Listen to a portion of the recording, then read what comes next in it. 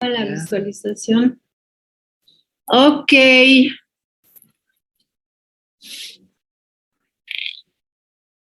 Entonces, jóvenes, ya podemos identificar las primeras moléculas que le sirven al virus para ingresar a la célula huésped. Y aquí tenemos una imagen en la porción derecha superior, donde la GP120, que está marcada en color azul, interactúa con dos receptores. Uno es el receptor CXCR4 en color azul, pero podría ser el CXCR5. Y el otro es el CD4. ¿Quién tiene al CD4? La célula TH, la célula T colaboradora, aquí escrito en español. Entonces, primero se fija el CD4 del linfocito T, que ya sabemos CD4 positivo significa T cooperador, y también tenemos la colaboración con el receptor de quimiosina a modo de que se permita la fijación y la entrada de este péptido que también le llaman péptido de fusión. Entonces es muy importante esta glicoproteína 120. ¿Cómo es el ciclo de infección del VIH? Es comienza con una unión a dos receptores, siendo el más importante el CD4, pero siendo ayudado por este RQ. ¿Qué significa? Receptor de quimiosina. Aunque no nos aprendamos el nombrecito que venía acá atrás, pero es un receptor para una quimiosina y también por eso se puede encontrar en otras células y no necesariamente solo en una célula T. ¿Qué es lo que ingresa? Entonces, una vez que ya se pegó el virus, vamos a decir que ya encontró una manera de entregar o de vaciar o de dejar salir a su material nuclear o a su material de RNA con todo y su transcriptasa inversa. Entonces, la P24, la proteína del interior, también va a permitir la salida de los ácidos nucleicos que se van a copiar para que se produzcan nuevas copias. A veces no son cientos, a veces son miles o decenas de miles de copias de todos estos diferentes genes que corresponden al virus. Entonces aquí lo tenemos todo en español. En el núcleo se van a producir nuevos DNAs y se van a integrar a modo de que se van a transcribir las proteínas del provirus y se van a sintetizar las proteínas del virus. Aquí tenemos a las proteínas ENV de la envoltura, POL de la polimerasa y GAG. Son diferentes proteínas que el virus mandó codificar en el genoma de la célula huésped. Esto a la larga puede dar lugar a una gran infección y que una célula esté llena de, me atrevo a decir, miles de decenas o miles de copias virales a modo de que el linfocito ya va a morir simplemente por estar prácticamente lleno de virus nuevos. Cada virus, a su vez, necesita salir de la célula que está infectando o que acaba de ser sintetizado para poder infectar a nuevas células y de esa manera continuar con su ciclo de replicación. Recuerden que los virus tienen una fuerza, vamos a decir, una inercia de estarse replicando continuamente y lo único que su naturaleza les da es el estar buscando en qué célula van a lograr conseguir esta replicación, ¿ok? Otra imagen en donde el CCR5 es uno de los correceptores junto con el CD4 están permitiendo que ese virus sintético, bueno, imaginario, sencillo, esquemático, pueda infectar a la célula. ¿Qué sucede aquí? Vemos a varios HIVs que están buscando, entre comillas, al azar, se van a pegar ya sea a las moléculas CD4 o a las moléculas CCR5. Bien, y de esa manera van a lograr entrar sobre todo a sus genomas, no entra todo el virus, nada más entran las partes que van a codificar a nuevas proteínas. Aquí está el ciclo vital también en español, desde la infección de la célula huésped hasta que se producen y liberan muchos, aquí nada más dice muchos nuevos viriones.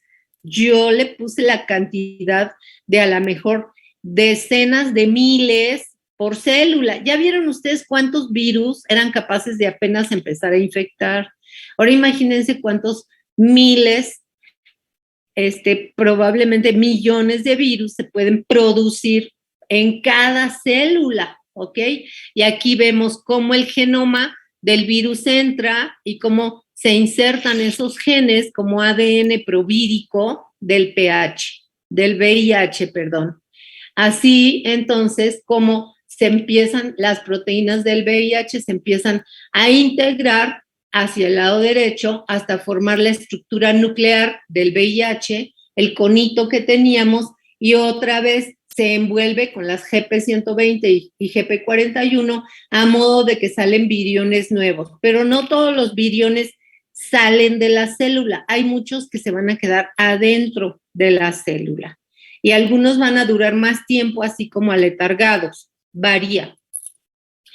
Ok, entonces otra imagen en donde de nuevo tenemos el receptor CD4, pero un correceptor que aquí ya ni siquiera le ponen nombre. Ustedes recuerden que es un receptor para quimiosinas y como en un momento dado, primero tenemos el ingreso, después tenemos la replicación, el complejo de preintegración y posteriormente ya vamos a tener el ensamblaje. Las flechas blancas primero hacia la izquierda, luego las flechas blancas hacia la derecha, a modo de que vamos a tener ya una súper grande cantidad de partículas virales hijas que están emanando de una célula infectada. ¿A dónde se van esas células nuevas, esas partículas virales hijas? Obviamente se van a infectar a muchas células que pueden estar en las cercanías. Mucho de esto sucede en el ganglio linfático, que es donde se encuentran una gran cantidad de células con los receptores adecuados para poder tener una asegurada, una replicación exitosa. Aquí entonces, cuando estamos hablando de una infección celular primaria, tanto a nivel de sangre como de mucosas, también podemos pensar, aquí nos lo marca, ganglios linfáticos. Y podemos tener primero lugar a una viremia, es decir, se producen muchos virus nuevos, pero todos esos virus inmediatamente nos van a producir una respuesta inmunohumoral, o sea, la aparición de anticuerpos anti-VIH. Pero también vamos a tener rápidamente la producción de LTC, linfocitos T citotóxicos, LTC, específicos del VIH. O sea, tenemos una respuesta celular por linfos T. No nada más tenemos respuesta humoral de anticuerpos, tenemos las dos respuestas después de la viremia. Eso va a hacer que podamos controlar parcialmente la replicación del virus. Algunos anticuerpos van a neutralizar esto y a lo mejor como complejos inmunes van a poder ser opsonizados, endocitados, fagocitados, pero también vamos a tener linfocitos T citotóxicos que puedan estar matando a las células que están infectadas con virus, aunque sean células propias. Así, de esta manera, se va a establecer lo que llamamos infección crónica. Ya les decía yo, SIDA es una infección crónica. Aunque tengamos respuesta celular y respuesta humoral, el virus va a convivir y va a seguir estando infectando y también vamos a tener continua producción de virus, ¿ok? Hasta que finalmente tenemos la destrucción del tejido linfático y por eso vamos a tener inflamación en ganglios linfáticos o lo también conocido como linfadenopatía. El diagnóstico, ¿cómo se hace? Bueno, ustedes mejor que nadie lo saben, ya lo hicimos en el laboratorio, aunque lo hicimos con otros antígenos que no tenían que ver con el VIH, pero es muy fácil tener papeles de nitrocelulosa en donde ya estén separadas las proteínas correspondientes al virus, en este caso, y de esa manera vamos a incubar con el suero del paciente. Si en ese suero existen anticuerpos contra las diferentes proteínas, vean como siempre hasta arriba está la GP160, luego sigue la GP120, luego por en medio tenemos a la P55, a la GP41 y más abajito tenemos a las proteínas de bajo peso molecular. En la tira C no tenemos ninguna banda. ¿Por qué? Porque el suero de esa persona es negativo. Ahí no hay ningún anticuerpo que reconozca ninguna de estas proteínas o antígenos virales del VIH. Pero en el paciente B, en la tira que se incubó con el suero B, ¿qué tenemos? Tenemos súper claro que hay anticuerpos contra 1, 2, 3, 4, 5, 6 proteínas diferentes que podemos identificar perfectamente cuáles proteínas son. Y en la tira A lo mejor tenemos una persona que tiene una infección con un virus diferente que nada más da una débil reacción cruzada con la proteína 55, pero esa se considera negativa. ¿Por qué? Porque no me da para anticuerpos contra ni la GP160, ni la 120, ni la P41. O sea, esas personas A y C son negativas y vamos a decir que aunque el ELISA lo hayan dado dudoso, al confirmar por Western blot o inmunoelectrotransferencia, esas personas son negativas. Nuestro control se basa en incubar con un suero positivo conocido que me va a dar muchísimas bandas, cada una corresponde a un peso molecular diferente de las proteínas que previamente estaban embebidas en el papel. Lo que yo busco en el paciente, recuérdenlo por favor, son los anticuerpos. El diagnóstico también se intentó hacer por cultivos de células y tejidos para buscar directamente al VIH. Sin embargo, sigue existiendo la prueba de la búsqueda de los anticuerpos. Aquí de nuevo, ¿cuáles son los anticuerpos que detectamos comúnmente?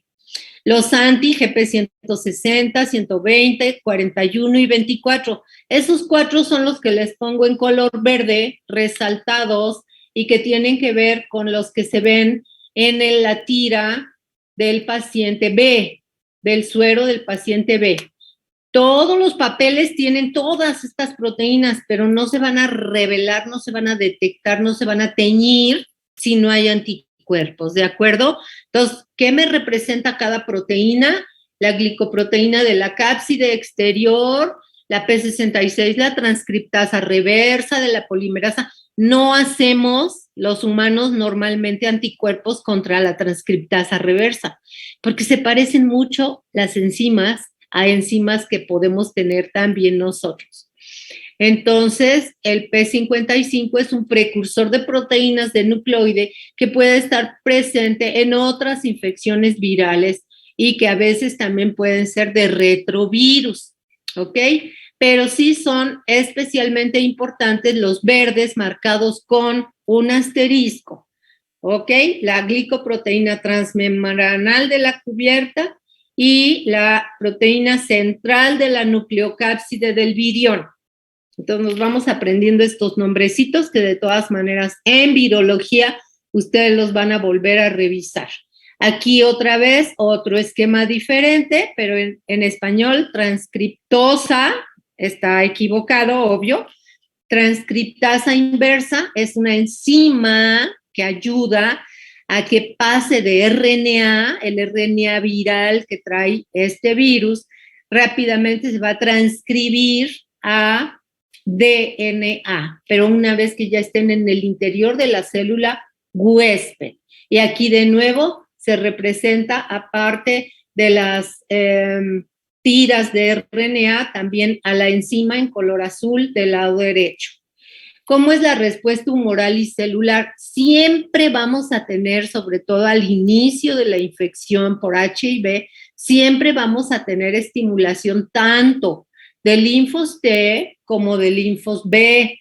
Es decir, vamos a tener respuesta celular y humoral. Recuerden, por favor, una vez activado un linfocito B, ese linfocito B se va a transformar en célula plasmática después de varios ciclos de proliferaciones celulares. Ese linfocito B se activa porque tiene BCR con forma de anticuerpos que es capaz de reconocer a las proteínas virales. ¿Ya las vieron? El BCR parecen dos anticuerpos rojos que están en el linfocito B de la extrema derecha superior. Pero ¿quién le ayuda a ese linfocito B a que prolifere para después diferenciarse en células productoras de anticuerpos? ¿Quién le está ayudando? Las citocinas, que son estas moléculas puntitos verdes que está liberando el linfocito TCD4 positivo. Todos estos son los mecanismos generales de la respuesta inmune humoral y celular. Simplemente estamos recordando, repasando, integrando que el virus HIV no es la excepción, también actúa como inmunógeno y puede estimular a linfocitos T o a linfocitos B. ¿Por qué? Porque tiene TCR y porque tiene BCR. Pero una vez activado el linfocito TCD4 positivo, producirá las citocinas que también puedan activar a linfocitos TCD8, abajito, color rosa. Esos linfocitos TCD8 también tienen el mismo TCR que reconoce al virus y es un TCR prácticamente compartido con la célula cooperadora. Esta célula citotóxica, esta célula rosa, además tiene las moléculas CD8 positivas que le van a permitir identificar a células que estén infectadas específicamente con ese virus. Entonces, a través de su TSR va a reconocer cuáles son células que pueden ser macrófagos infectados con el VIH y de esa manera esa célula TCD8 que es citotóxica va a mandar sus perforinas y sus granzimas para matar por contacto membrana-membrana a la célula fagocítica que aunque sea propia, pero está infectada y tiene que ser eliminada por citotoxicidad. En esta diapositiva está representado una gran parte de lo que hemos visto de los mecanismos del curso y el virus VIH no es ninguna excepción. También actúa como un antígeno que induce ambas respuestas, celular y humoral. Cualquier pregunta ya saben que en cualquier momento. Bien, entonces cuando tenemos SIDA podemos tener un inicio con enfermedad aguda en donde podemos mostrar fiebre, cefalea, odinofagia, faringitis, adenopatías, erupciones cutáneas y después va a haber un periodo como de latencia clínica en donde va a haber un descenso en el número de los linfocitos TCD4 positivos de la sangre. Entonces, para esto es importante los métodos de inmunofluorescencia que nos permiten contar el número de linfocitos TCD4 en un paciente. Y una vez que ya decimos que el paciente tiene SIDA bien establecido, es porque ya está mostrando cualquiera de estas infecciones oportunistas, ya sea por neumocistis, cryptosporidium o por algunas bacterias, hongos o virus.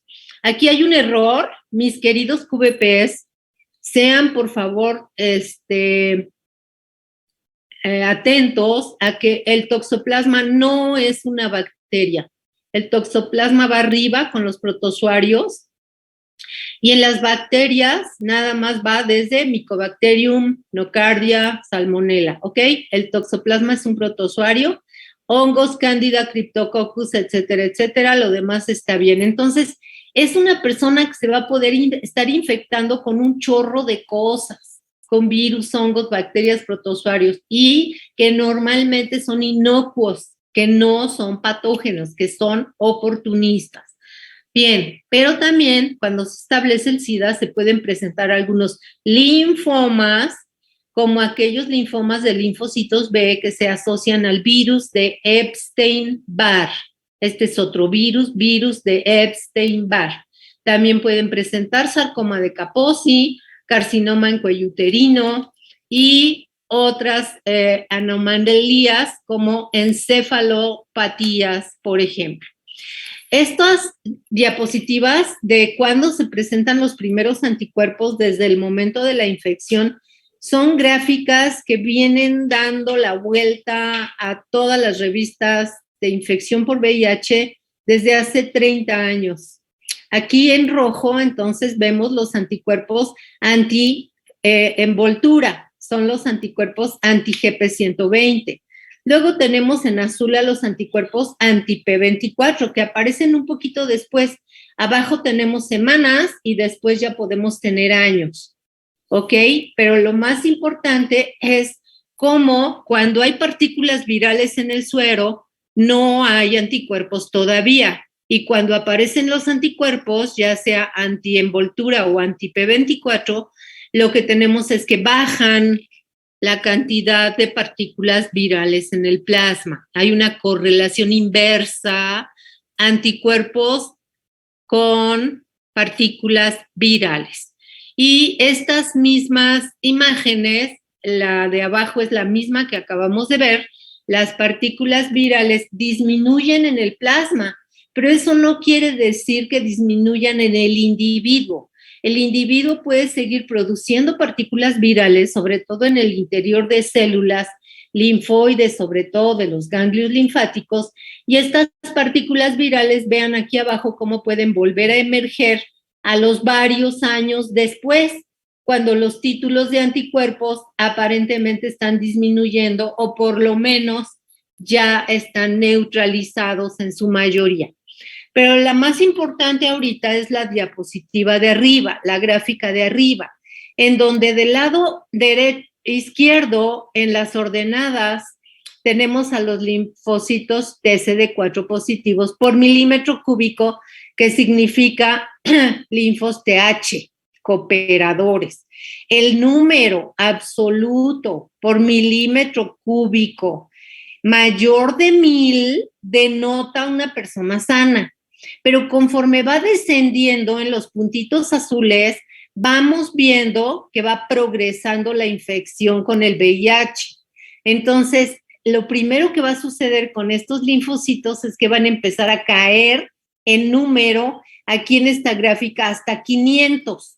Después, más o menos, sucede una latencia clínica en donde esos números se medio quieren recuperar, pero cuando empezamos a tener ya después de 5 o 6 años síntomas que consumen al paciente, vuelven a seguir bajando los números de estos linfocitos TH. Esos números se cruzan en el año 8, cuando ya tenemos mayor deterioro y más manifestaciones clínicas, se cruzan con los casos donde ya empezamos a observar muerte y cuando empezamos a tener enfermedades oportunistas y la muerte. Entonces, ¿qué quiere decir?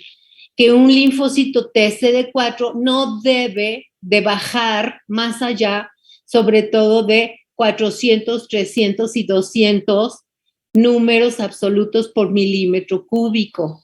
Eso también está correlacionado con el título de la viremia, que va con puntos amarillos. Entonces, correlaciona inversamente con la viremia en el caso de estas infecciones. Por lo tanto, este número de linfocitos TCD4 sirve al médico para irse monitoreando con el control terapéutico que se le está dando al paciente. con esta diapositiva creo que vamos a terminar, más o menos, aunque siempre recupero una o dos antes de continuar la clase, y vamos a tener que la técnica de inmunofluorescencia que me permite contar cuántos linfocitos TCD4, cuántos linfocitos T totales, o hacer el conteo diferencial de CD4 y CD8, utiliza anticuerpos específicos marcados a veces con fluorocromos diferentes. Aquí el fluorocromo FITSE es fluoresceína, que me va a dar un color verde de fluorescencia, mientras que el anticuerpo anti-CD8 está marcado con rojo Texas, que me va a dar un color rojo, como lo dice su nombre. Entonces puedo tener inmunodeficiencias directas o indirectas utilizando estos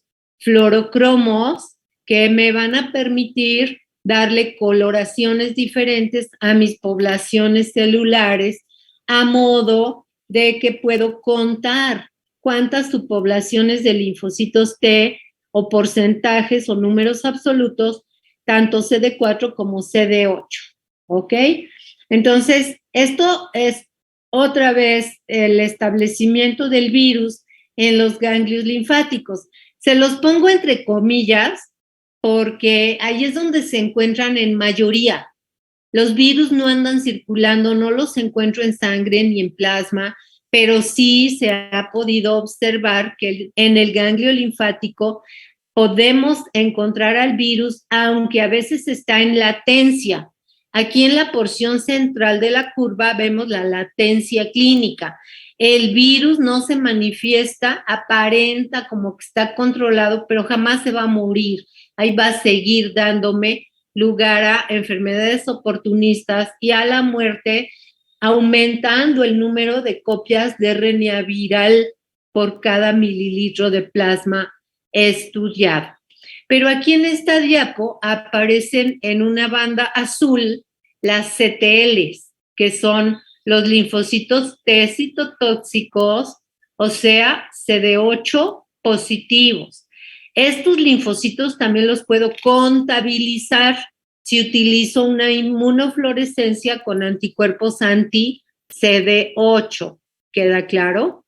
Esto también me permite, junto con el conteo de las células CD4 positivas, poder decir que la terapia que se está administrando puede tener un buen éxito en controlar para que la enfermedad no progrese. ¿Ok? Entonces, en síntesis, los números mayores de linfocitos CD4 positivos correlacionan con una menor carga viral.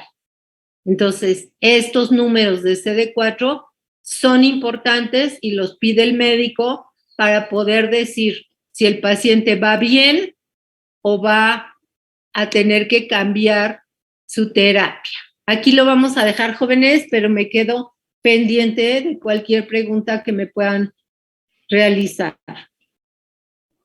Gracias, profesor. Nos vemos. Órale, bye. Saludos.